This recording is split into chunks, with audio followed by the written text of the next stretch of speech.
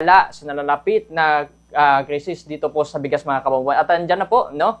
Ating makakausap po si Attorney Argel Cabatbat, ang siyang chairman po ng Magsasaka Party List. Ukol na nga po sa binabanggit natin na kung ano yung naging reaksyon nila sa 20 pesos na bigas ngayong administrasyon po ni Pangulong Bongbong Marcos Jr. At magandang hapon po, Attorney Argel. At ito po si Bombo Justin Ramos. Bago po ang lahat, pakilala at pagbati po muna sa kanila.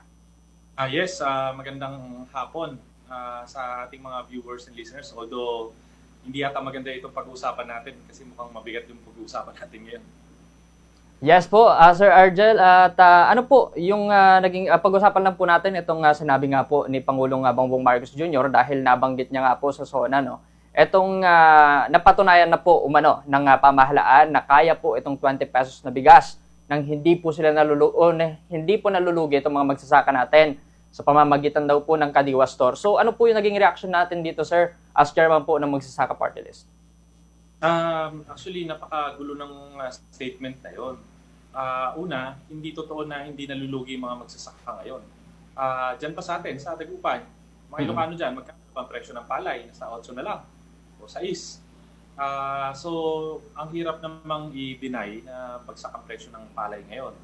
Eh, hindi pa nga tayo talaga sabay-sabay nag-aanihan eh. Mga palusot na pala. So, actually, August, September, dyan na magdadagsaan ng mga mag-harvest. So, baka itong baba ng presyo ng palay na ito, baka yung kinakatakot ko, sana yung mali ako, mukhang babagsak pa.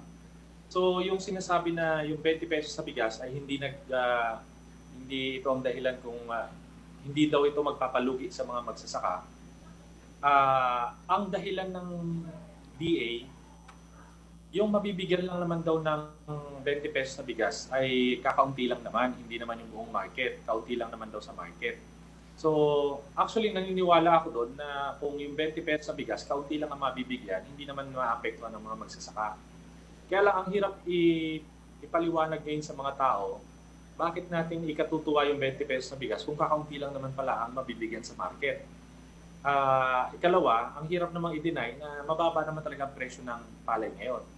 Ako, naniniwala ako sa sabi ng administrasyon na nagagamit na rin yung 20 pesos na bigas para baratin yung mga magsasaka natin ang presyo ng palay. Kaya lang, ang paliwanag naman ng administrasyon, kakasuhan daw yata nila ang retailer, ang mga mangbabarat. So, ang naging epekto naman nito sa mga rice millers, palaybay stations, parang ayaw na nila ngayon bumili kasi makakasuhan sila ng economic sabotage. So, bakit po mababa ang presyo ng palay? Tama, hindi yan dahil sa 20 pesos na bigas ni Presidente. Ang totoong dahilan niyan, sobra-sobra ang dumagsa ng imported na bigas dito sa atin. Kaya talagang hindi naman na pambabarat yung ginagawa ngayon ng mga rice mill, mga traders. Ang opinion ko rito, ang talagang dahil dumagsa, bumuhos ang imported na bigas. So, Sir Argel, dapat higpitan din po natin, no, yung pagpasok po ng mga imported na bigas at mas tanggapin po o mas kunin po yung mga lokal na produkto po dito sa Pilipinas para balance po, no, yung posible yung 20 pesos na kilo ng bigas. Kapag ganoon po ba, Sir Argel, kikita po, posible po yung magiging 20 pesos na bigas. Tapos, hindi po maapektuhan yung kita ng mga farmers natin dito kung lilimitahan po yung mga imported. Well, kung kakaunti lang naman pala talaga ang mabibigyan ng 20 pesos na bigas, hindi naman talaga dapat yan mag-cause ng epekto na malugi yung mga magsasaka. Ang totoong dahilan yan, yung sobrang imported na bigas. So ano ngayon ang solusyon? Tama ka, limitahan natin kasi yung importation. Kaya nga po noong 2019 pa, pinaglalaban na natin na baguhin yung rice tarification law. Kasi yung batas na yan, ginawang unlimited ang importasyon ng bigas. Tapos, tinanggalan na ng kapangyarihan ng NFA na magbenta ng bigas. So, ang NFA pwedeng bumili ng palay, pero bawal magbenta ng bigas. Pwede lang magbenta ng bigas ng NFA kapag lumindol o bumagyo. Kaya nga, tingnan ninyo, ang hirap magbenta sa NFA ngayon ng palay kasi punong-puno yung kanilang mga warehouse ng mga nabubulok ng mga bigas. Kasi nga, hindi na maibenta eh. Pag ibinenta nila yan, makukulong sila.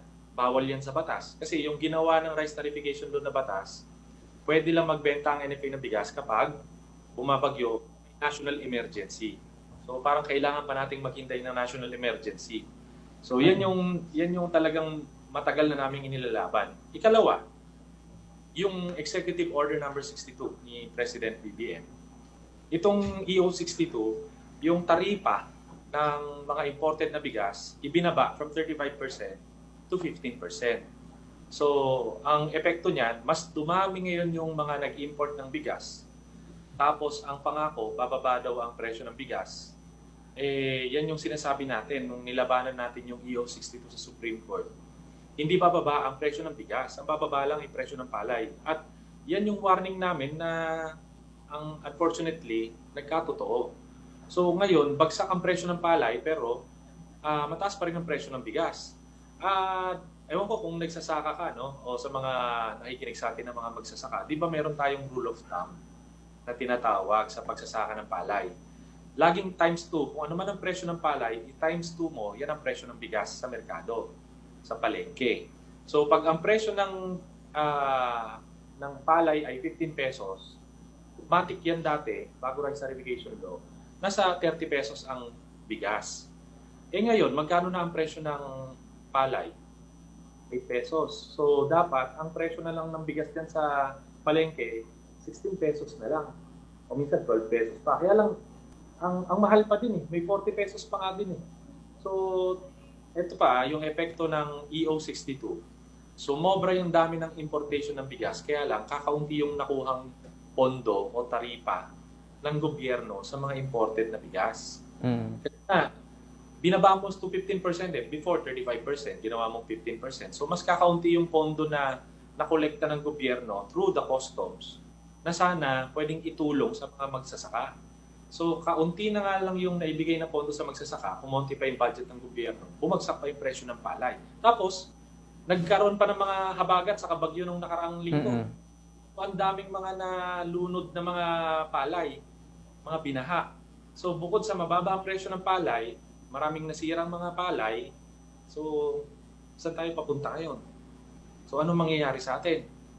Kaya nga ito yung aking nilalaban noon pang 2019. At taon-taon nating ipinaglalaban yan. Pero sana mapakinggan naman tayo ng gobyerno na hindi sana mangyayari ito. Ito, sa mga nakikinig ngayon, kailan na ba kayo ahane? Kailan na kayo gagapas? So, sa tingin nyo ba, may paraan pa para mabago yung presyo sa mga susunod na linggo? Kahit na mabago natin yung batas bukas, it will take months bago maramdaman yung pagbabago. Kaya pag nalugi yung mga magsasaka, mukhang parang malulugi talaga ng mabigat, aabutin ng mga ilang taon bago makabawi di ba? Karamihan yata dyan sa dagupan, puro mga nangutang lang para makapagsaka. Ang tanong, mababayaran nyo ba yung mga utang? Dahil sa presyo ng palay ngayon. So, pagka hindi nyo nabayaran at gusto nyo ulit magtanim dahil wala namang ibang pinagkakakitaan, sa tingin nyo ba may magpapautang pa sa inyo? So, yan yung mga tanong na ang dami nating tanong. So, sana mapakinggan tayo ng gobyerno. Yes po, attorney. Ngayon po, nabanggit niyo po na madami pong magsasaka ito nalulugi dahil po dito sa ito nga po yung mga pananalasa po ng bagyo. Mga nasa magkano na rin po kung yung bibilangin po natin, nasa mga ilan po yung halaga po ng mga nalugi sa mga farmers at gaano po nakaapekto ito sa pang-araw-araw po nilang pangangailangan? Yes. Ayon kay Sir Leonie Montemayor ng Federation of Free Farmers, nasa around 54 billion na ang lugi ng mga magsasaka. So, according to our statistics sa PSA, computin natin, nasa 2.4 billion ng mga magsasaka ng palay. Kung 54 billion ang nalugi, so halos mga 22,000 ang nalugi sa kanila. So, ang hirap kasi na hindi na nga lang tulugi paun pa sa utang. Kaya ang magiging epekto nito, hindi lang sa mga magsasaka, una, hindi na makapamili, natatakot nang mamili yung mga retailers, mga buyers. Tapos yung mga may-ari ng reaper, I think marami din diyan sa sa Pangasinan, yung mga reaper, hindi na nila pinapagamit kasi malulugi din sila eh. Ang mahal ngayon ng diesel. Tapos, yung mga may-ari ng reaper, pag ginamit 'yon, ang bayad sa kanila ay palay din sa isang hektarya, I think mga 7 to 12. Magkano na lang ang palay? So, pag ginamit nila yung reaper, malulugi lang din sila. Kaya maraming mga reaper ngayon, hindi na lang nila pinapagana yung mga reaper nila kasi malulugi sila lalo eh. So, sino ngayon ang gagapas niyan? Mabuti sana kung meron pang pasweldo yung mga tao doon sa maggagapas na yan kasi nga ang baba naman ang presyo ng palay. So, anong gagawin mo sa palay? Alam nyo, marami na ang report sa atin na ang bumibili na lang ng palay ngayon, mga mag-iitik. So, di ba sabi ng gobyerno, kasuhan daw nila ng economic sabotage, yung mga mambabarat. Nako, baka makulong yung mga mag-iitik natin. Parang mag-iitik na lang yung, mga itik na lang ang kumakain ng palay natin. Hindi lang itik. Kambing, kinakain na lang din ngayon. Manok. So, parang, alam mo, ito yung nakakalungkot. Dahil parang mas mahalaga na ngayon yung mga hayop kaysa sa tao. Ito sa pangyayari na ito. Yes po. So, gaano po, syempre sir, sobra na po yung lugi. Sabi nga po ninyo, utang ay lugi na, may mga utang pa na hindi nababayaran. Paano na lang po makaka-apekto ito sa produksyon po ng palay? Kasi marami po tayo, may mga nakakausap din po tayong farmers. Kapag naapektuhan po yung kanilang palay ng mga nagdaang pong bagyo, yung iba, hindi na po nila binabawi. Nawawalan po sila ng gana magpalay. Sabi po nila, bukod sa mura po itong palay, ganun pa yung nangyayari. So, paano po makaka-apekto sa produksyon ngayon ng palay ito? Attorney? Actually, marami ngayon ang check mo lang sa Facebook maraming mga lot for sale. Parang nagbebenta ng mga nila. Pero simula pa noong nagkaroon ng rice certification law, marami na talaga mga magsasaka ang napilitang ibenta yung lupa nila. Tapos naghahanap ng trabaho sa Maynila. Pero pag walang mahanap na trabaho, pumapasok yung mga barok, yung mga namumursyento lang. So marami na po mga lupa ang naibenta na. Tapos yung mga magsasaka na nagbenta niyan, naging namumursyento na lang. Ngayon, nalugi. So marami malamang ang mag-give up na, ibenta na lang yung lupa kung kanila man yung lupa na yon. Yung mga wala namang lupa, yun ang nakakatakot, yung mga namumursyento. Ano ang saan pupulutin?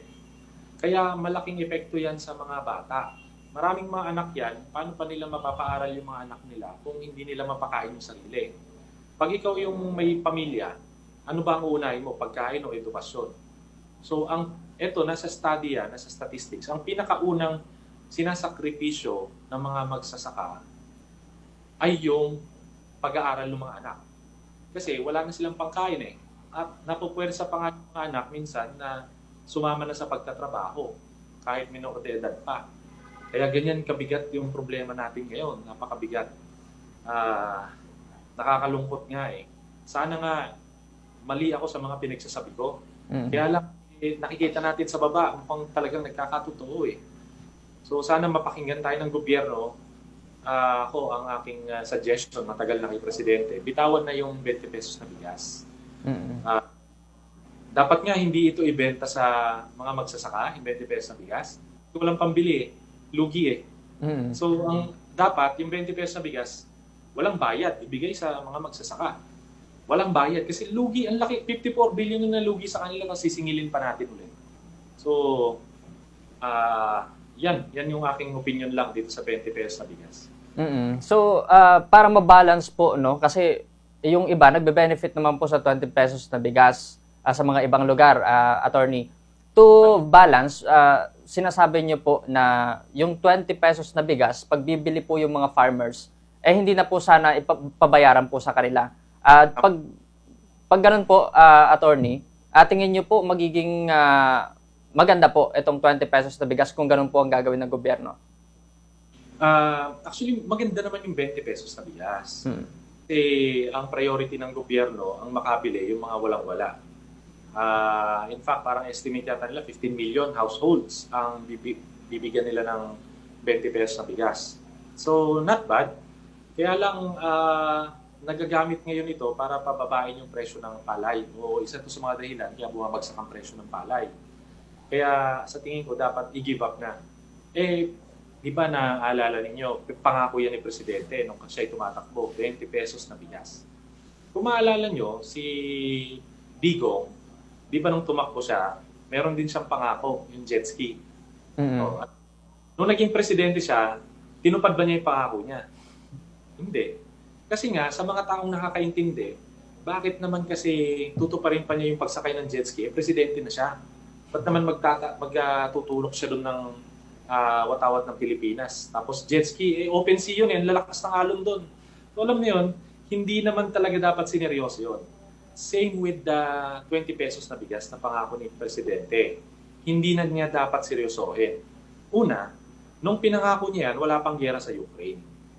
Nung nagkaroon ng gera, biglang tumaas ang presyo ng abono. Kasi malaking source ng fertilizer yan eh. Tapos nagkagera pa sa Libya, kagera sa Israel. Alam niyo, tumaas din ang presyo ng diesel. So yung 20 pesos na bigas na dati, medyo kaya pa, ngayon hindi na talaga kaya, hindi na sustainable. Bitawan na natin. At tingin ba ng mga tao, hindi tinupad yung pangako? Paano hindi matutupad? Nagkaroon ng mga gera na hindi natin inaasahan. Tapos, pag tinupad to, masasaktan talaga yung mga magsasaka. Ito, nasasaktan na nga. Kaya, tigil na natin tong 20 pesos na bigas. Mas maganda, palitan natin. Imbis na 20 pesos na bigas, gawin natin 20 pesos na palay. Palay. Yes po, since nahambing niyo po sa jet ski nung nakaraang administrasyon, attorney, so ibig sabihin, kapag igigit pa po natin itong 20 pesos na bigas, posible pa pong magsanhi ng pagkalugi po na maraming magsasaka? Sa tingin ko talaga, hindi naman ganun kabigat ang epekto ng 20 pesos na bigas sa pagbaba ng presyo ng palay. Ang talagang pinaka dahilan niyan, yung sobra-sobrang importation. Maganda ngayon yung naririnig natin sa DA na para sa kanila nga, kapag hindi natin pinigilan daw yung sobra-sobrang importation, mamamatay ang rice industry. Tama. Pero sana noon pa natin ginawa yan. Sana nga noon pa natin yan binago. Pero nandito na tayo eh. So baguhin na natin. Tapos lahat ng mga pondo na meron pa ang gobyerno, lahat ng ahensya ng gobyerno, mga TESDA, DOH, DepEd, lahat, DSWD, ang i-prioritize natin yung tatamaan ngayon ng pagkalugi ng sa palay. Para naman maibsan natin yung talagang pabigat sa kanila na na pagkalugi. So yan na siguro ang nakikita kong band-aid solution habang hindi pa naaamyendahan yung rice tariffication law at hindi pa na ibabalik sa 35% ang taripa. Ang Executive Order number 62, inilabas yan ni Presidente kasi nga naka-recess yung Congress. Pero habang merong session ng Congress, hindi pwedeng maglabas ng executive order ulit para iangat ang taripa ni Presidente. Kasi bumabalik yan sa kapangyarihan. Yung kapangyarihan yan bumabalik sa Congress. Kaya, Congress ngayon may session, di po ba? Ang lagi nga pinag-uusapan, puro parang impeachment. Sana unahin natin itong taripa na to. Kung pwede nyo maging House action yan na yung Congress, Senate, gawing 35% agad ang taripa, yan ang kailangan na madaliin natin. So, alam nyo, ito, yung issue na yan, na, ngayon ko nga lang po nasabi dito sa Bongo Radyo Dagupan, parang medyo itigil nga muna natin politika. Balik tayo sa rice tariffication. Balik tayo sa taripa ng palay. At dahil yan sa Bongo Radyo Dagupan. Yes, sir. Thank you for sharing, sir. And also, tanong ko lang din po, sir, no? Kasi patuloy pa rin po tayo talagang tumatanggap o nagpapapasok po ng mga imported na bigas kahit alam po natin na isa ito sa dahilan, no, ng mga pagkalugi po na maraming magsasaka sa atin. Kasi alam po natin na agri-fishery giant po ang Pilipinas. Marami pong probinsya na malawak o lago po ng produkto po ng agrikultura, fishery. Pero bakit po kaya patuloy pa rin pong tumatanggap ang Pilipinas ng mga imported po ng mga produkto? Pareho tayo ng tanong eh. Actually, matagal ko ng tanong yan. Saan ka makakita ng bansa na napapaligiran ng dagat pero nag-i-import ng isda? Well, isa rin sa mga issue yan sa West Philippine Sea. Kasi ang mga mangingisda natin doon, hindi makapangisda. Yung mga parte ng Pangasinan, Zambales, yan yung malapit sa West Philippine Sea eh. Pero ganoon pa man, marami pa rin naman tayong isda. Kaya sana nga mabago natin yan. Pero yan natin na mas malaking pondo ang agriculture, particularly ang fisheries. Kasi ang pinakamahirap na tao sa Pilipinas ay hindi mga magsasaka. Ang pinakamahirap ay mangingisda. So kung pupondohan natin, hindi lang yung mga isda ka sa dagat. Kasi pwede ka namang magkaroon ng mga fish pond, lalo na dyan sa Pangasinan, sa Dagupan. Di ba? Diyan nanggagaling yung ano nga pa to? Alam mo tayo, yung boneless Boneless bangus. po. Mm-mm. So, baka pwedeng mag-invest pa ang gobyerno doon para mas maraming magkaroon ng ganyang hanap buhay. Yung mga malulupot nga, pwede nga, sige, mag-fish pond na lang muna kayo kasi maganda naman ang presyo ng isda kahit pa paano. Total, punong-puno naman tayo ng bigas ngayon. Baka pwede nga yung mga magsasaka natin, hanap tayo ng ibang pagkakakitaan or ibang itatanim o kaya mag-fish pond tayo kasi dumaan din ako dyan eh. So, maging resourceful tayo, maging resilient tayo. Pero, hindi ibig sabihin na hanggang doon na lang tayo. Ipaglaban pa rin natin yung sa tingin nating tama. Baguhin natin yung batas na yan. EO62 at Rice Tarification Law. Yes, attorney. Anything you want to add up po, attorney, para po sa mga magsasaka natin as chairman po ng mga magsasaka party list? Siguro, kailangan na natin talagang iparating sa gobyerno na dapat itrato tayo ng seryoso. Kaya actually bukas, nasa tayo, gagawa tayo ng Palay Forum para talagang malaman natin ano yung nagiging epekto ngayon sa mga magsasaka natin. So soon, sana ma-organize din natin sa Pangasinan, sa Isabela, sa Mindoro, sa iba't ibang mga probinsya para malaman ng gobyerno na ang mga magsasaka ay talagang pagod na at hirap na. So i-organize po natin ang mga magsasaka, hindi naman tayo naghahanap ng malaking kita sa pagsasaka, patas na presyo lang naman. At mas lalong hindi naman natin gustong maging violent. Gusto lang nating ipaglaban.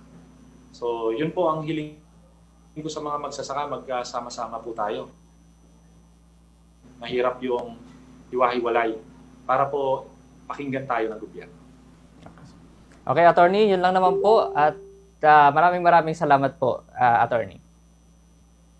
Okay, maraming salamat at mabuhay kayo, pati ang Bombo Radyo Dagupan.